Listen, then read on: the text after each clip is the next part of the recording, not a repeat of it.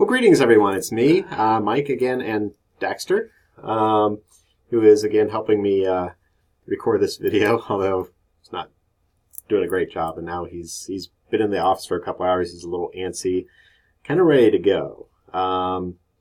So he's not very motivated to help me or assist me with this video.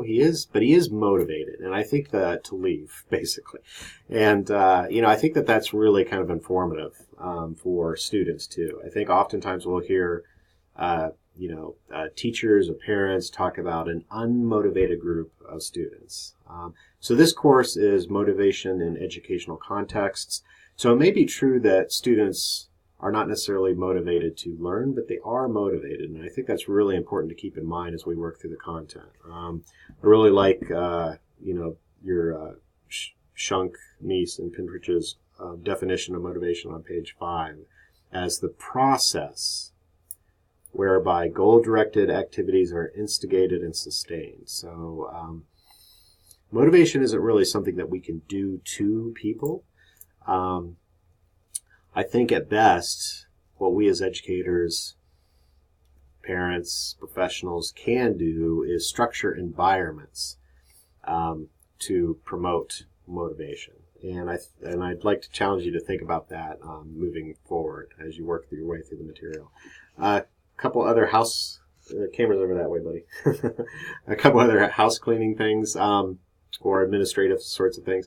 The discussion. So just kind of a reminder to post your initial discussion questions by Wednesday and then respond both in the text-based form on Canvas and also the video-based form on Flipgrid by Friday.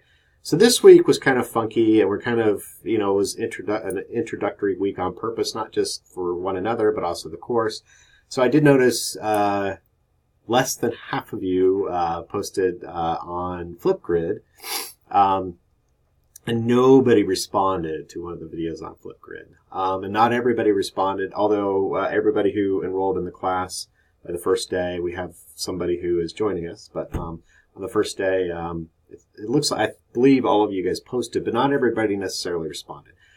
And again, this first week's kind of funky. The discussion questions really weren't set up to invite a response. They weren't very response-friendly questions, I guess. Introduce yourself, which is, how can you respond to that? Other nice to meet you too.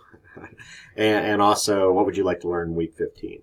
Now that video-based Flipgrid discussion, again, only 3. Please do still do that even though the week is over, partly because I need a little bit more to work with. That discussion post was, what would you like to learn in week 15? It's student choice. And I'd like for a few more contributions before I kind of, help me to focus on what we can do in week 15. So, I'm very much looking forward to this course and getting to know you guys all a bit better. And, have a great week.